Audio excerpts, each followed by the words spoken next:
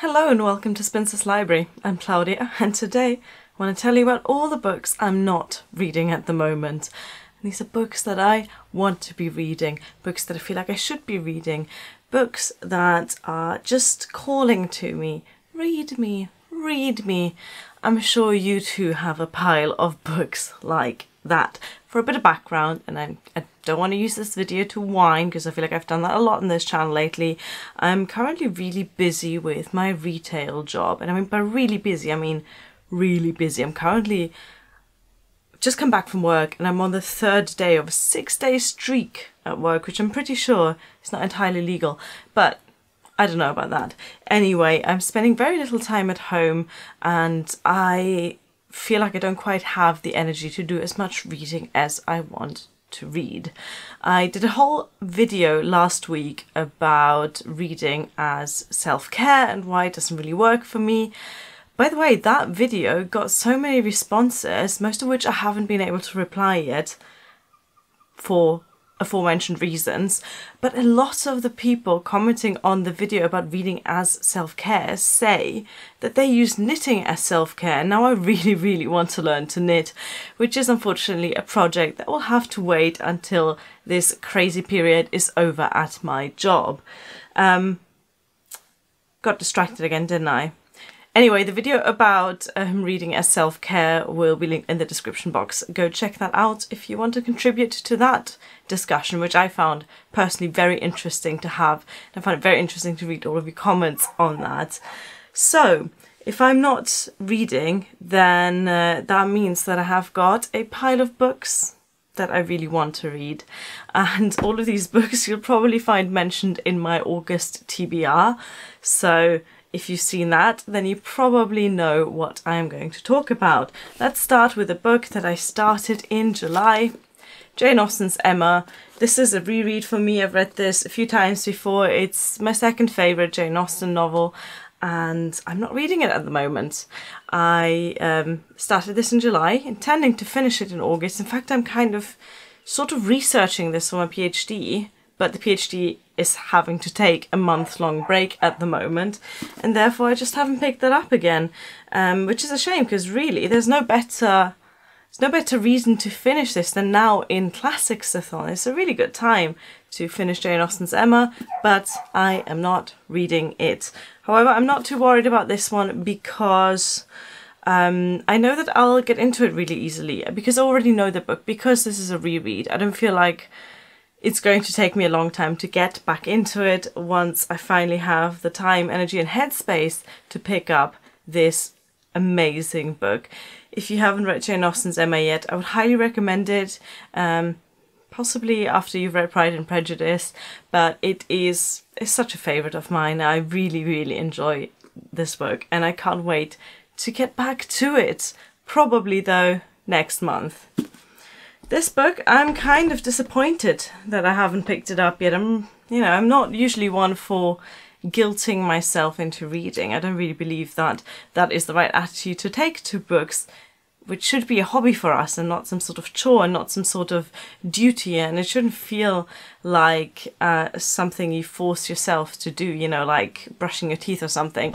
So, but this one hurts a little bit that I haven't picked it up yet.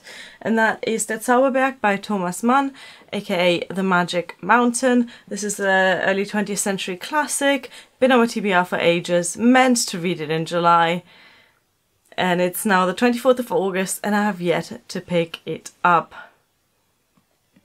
To be honest, this is probably going to go back on my TBR for a while because I just can't see myself picking this up in the headspace that I'm in at the moment, and so this one's probably gonna have to wait until some other time. I don't know. I'm really tempted to put it back on my actual TBR with all of the other books that are waiting to be read.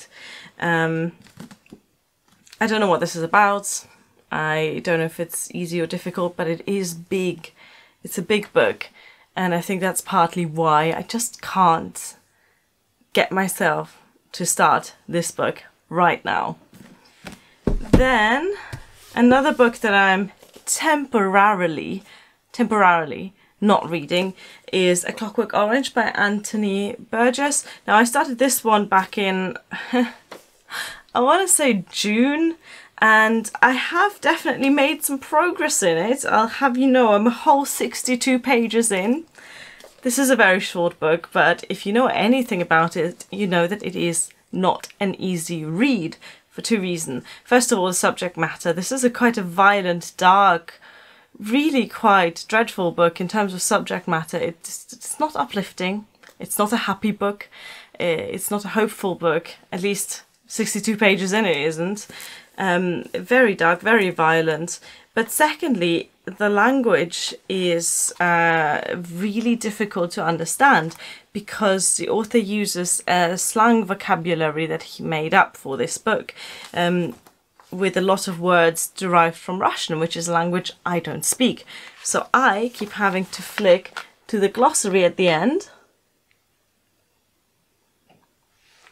even just to understand the book. That makes it, again, not an obvious read for when I have a few moments to read. I've been taking this with me on my lunch break over the past few weeks. And then when it comes around to lunch break and I'm sitting in the staff room above the shop, I don't get this out of my bag. I get my phone out of my bag because it's not a lunchtime read. It's not a lunch break sort of a read. This book demands more attention and more energy and more focus and more concentration, and I just don't have any of that right now. So this will be put back. I'm pretty sure I will pick this up as soon as the work rush is finished.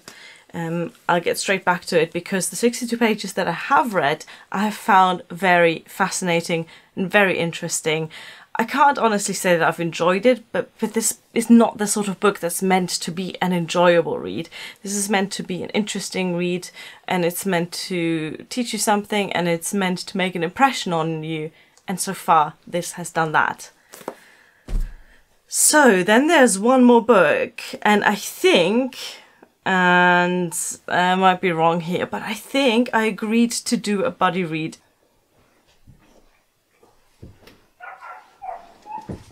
So, I think, but I might be wrong here because my memory isn't great at the best of times. I believe that I agreed to buddy read Star of the Sea by Joseph O'Connor with Amber from Amber Unabridged. And the background of that is that I actually sent her a copy of this earlier this year, back in January, when she won a giveaway that I did on this channel. And then in a completely different situation, under completely different circumstances, I was gifted this book by my friend and guest spinster Robin in a £5 challenge that we did together. It was really fun. I'll link that down below as well. So we both have a copy of this book, and I believe that we agreed to read it in, was it September that we agreed to read in? I don't know. Please, Amber, remind me. If we agree to read it in August, then it's probably not going to happen. If we agree to read it in September, I'm looking forward to this. So, you might ask, what books am I actually reading? Well, I've currently got 2 books on the go, and because I'm a little bit forgetful, I actually left one downstairs, and because my feet are aching, I'm not going to go and get that. So let me just show you the one that I've got here and then tell you about the other. One of the books I am actually reading is God's Children by Mabli Roberts, and this is, I'm actually quite pleased about this. This is the first book that I have accepted as a free review copy from Hono Press, which is a Welsh-based independent women's publisher. If you don't have a booktube channel, you might not know, but I get inundated with emails from people and publishers asking me to read and review their books. But so far I've turned all of them down because none of them really sounded like they were right up my thing. And actually with some publishers and authors that message me, you can tell that they haven't really seen my channel because the kind of things that they think I'm interested in are books that I'm very obviously not going to be interested in. However, I was contacted by Hono Press and asked if I wanted to read a historical novel focused on a late 19th century woman explorer, and that really is right up my street.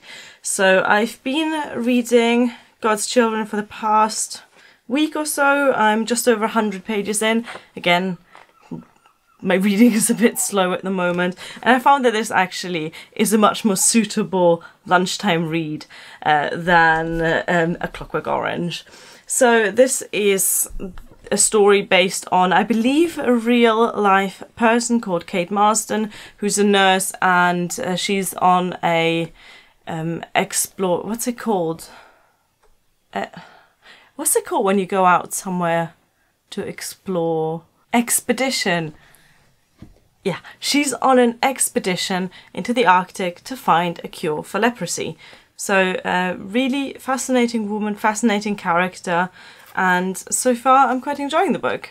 The second book that I am actually reading, even though sporadically, is the collection A Book of Images by Rainer Maria Rilke, and that's something I've been reading in the mornings with my morning cup of coffee.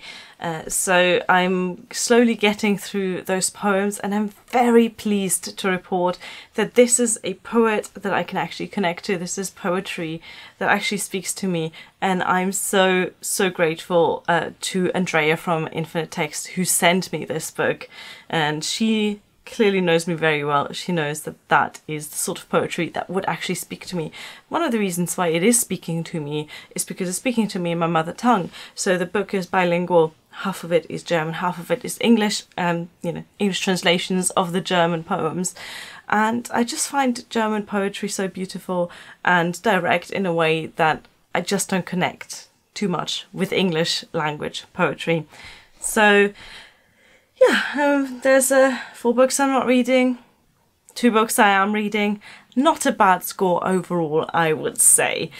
I just wanted to do this little video to show you that despite my best efforts to be a good booktuber, to read lots and lots, to have massive piles of books in the thumbnail, life gets in the way. It just does. But hopefully for not much longer.